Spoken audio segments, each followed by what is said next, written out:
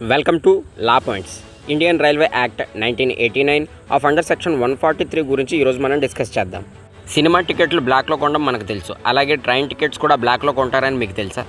According to Indian railway act 1989 of under section 143 ఒక్కసారి మనం చూసినట్లయితే, ఫర్ ఎగ్జాంపుల్ ఏదో ఒక ఫ్యామిలీలో ఒక పెళ్ళి లేదా ఒక పెద్ద ఈవెంట్, ఒక ఫంక్షన్ జరుగుతుంది అనుకుందాం.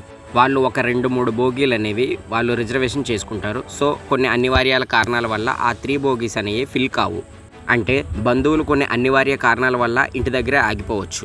సో అలాంటి సందర్భాల్లో చాలా రిజర్వేషన్ టికెట్స్ అనేవి వేస్ట్ అవుతాయి. సో అలాంటి సందర్భాల్లో కొంతమంది ట్రావెల్ ఏజెంట్స్ ఏం చేస్తారంటే, టికెట్ కౌంటర్ ఏజెంట్తో కొమ్మక్కయ్యి ఒక ఒప్పందాన్ని కుదుర్చుకొని ఈ టికెట్స్ అనేవి ఎక్కువ రేటుకి అమ్మదామని వాళ్ళైతే ప్లాన్ చేస్తారు. సో అలాంటి సందర్భాల్లో మీరైతే Indian railway act 1989 of under section 143 ప్రకారం టికెట్ కాస్ట్ ఎంతైతే ఉందో దాన్ని మాత్రమే మీరు చెల్లించి ఆ టికెట్స్ అయితే మీరు తీసుకోవచ్చు. అంతేగాని ఆల్రెడీ బుక్ చేసుకున్న వాళ్ళు ఎంత రేటు పడితే అంత రేటు చెప్పారని చెప్పి మీరైతే కొన్నందుకు మీకు, అమ్మినందుకు వాళ్ళకి 3 సంవత్సరాల వరకు జైలు శిక్ష అయితే విధించబడుతుంది. According to Indian railway act 1989 of under section 143 ఈ విధంగా చెప్తుంది. ఫర్ ఎగ్జాంపుల్ ఇంకొక ఉదాహరణ తీసుకుందాం.